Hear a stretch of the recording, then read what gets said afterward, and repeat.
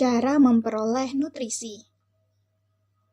Jamur tidak memiliki klorofil, sehingga tidak dapat melangsungkan proses fotosintesis.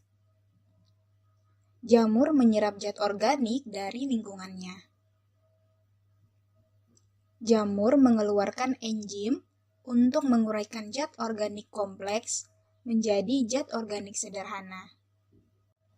Zat organik sederhana ini kemudian akan diserap jamur untuk dimanfaatkan secara langsung bagi kelangsungan hidupnya, atau disimpan dalam bentuk glikogen. Dengan demikian, jamur bersifat heterotrof, yaitu memperoleh zat organik dari hasil fotosintesis organisme lain.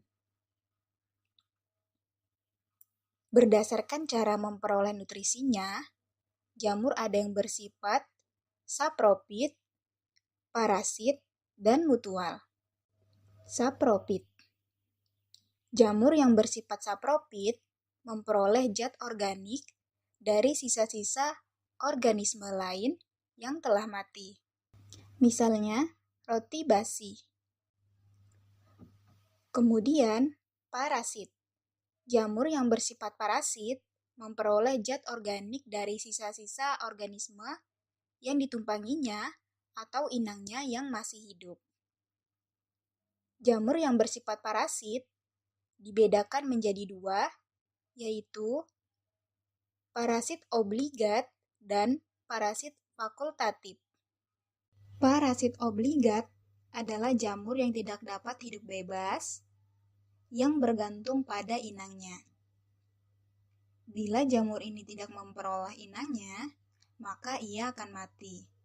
Contohnya, Ustigomydes atau jamur parasit pada tanaman jagung.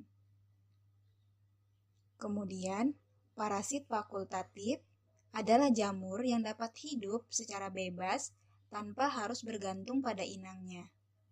Jamur ini dapat bersifat saprofit jika tidak dapat menemukan inangnya, dan dapat bersifat parasit jika menemukan inangnya. Contohnya, Rhizoctonia solani atau jamur pada tanaman padi.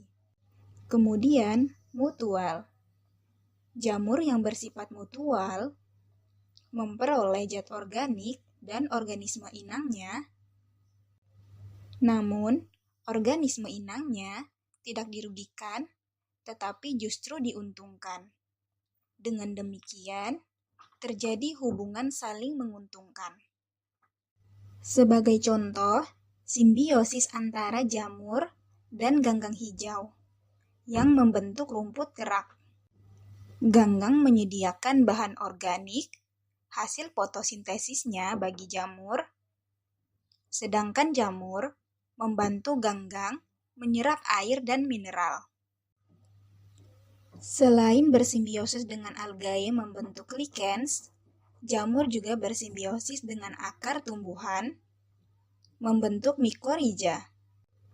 Dari simbiosis ini memperoleh zat organik dan akar-akar tumbuhan memperoleh air dan unsur hara.